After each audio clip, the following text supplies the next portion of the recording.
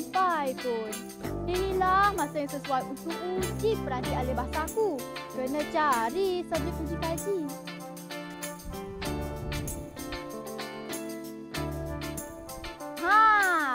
Jangan takut. Saya dari masa depan.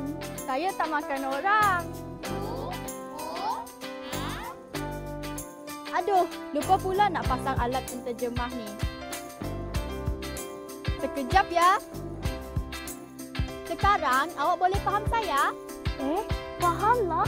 Aku boleh cakap dengan kau.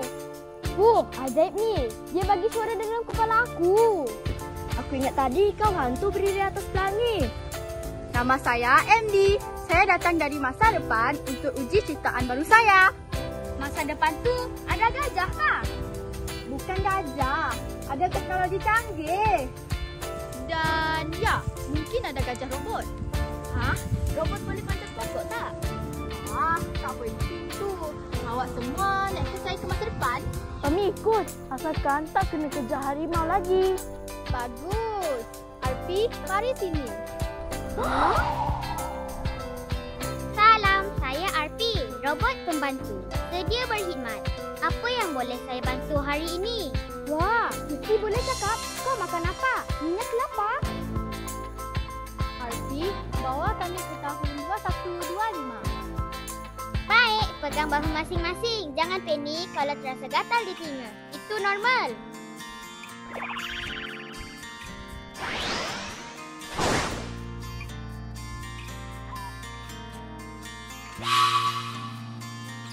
Selamat datang ke tahun 2125. Wah, mana menapi? Semua ni pun silat. Tangan aku rasa bersih. Aku mandi ke tadi? Weh, tengok ni benda ni. Menyala. Selamat datang semua. Hari ini kita akan belajar tentang sistem suria. Sila buka aplikasi Planet Pintar di tablet cempaka anda. Planet Pintar? Dulu aku ingat bintang tu macam bunga. Dulu kita lukis bulan. Sekarang bulan boleh bercakap. Ayam. Weh, batu ni ada suara. Kau nampak tak batu ni bercakap dengan aku? Itu bukan batu. Itu tablet pembelajaran. Bukan untuk goreng telur ya. Tapi kalau goreng telur atas ni panas tak?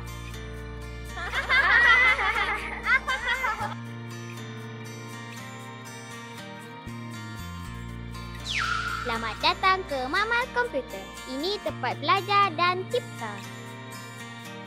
Dulu aku cipta api. Sekarang boleh cipta apa? Cipta animasi, video, robot. Malah boleh cipta mesin digital diri sendiri. Kalau aku cipta aku tolong kau buat kerja ke? Mungkin, tapi pastikan kau tak penting kelas ya.